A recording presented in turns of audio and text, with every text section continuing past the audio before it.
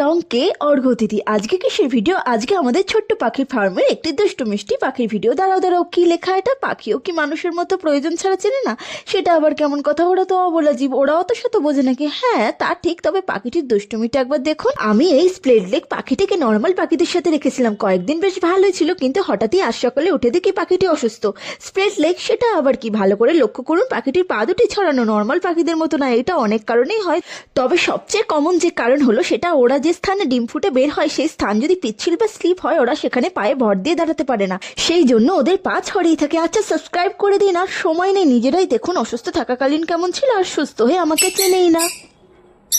ওরা মেরেছে তোমায়, তোমাকে আলাদা করে দেবো, ওরা অনেক দুষ্টু।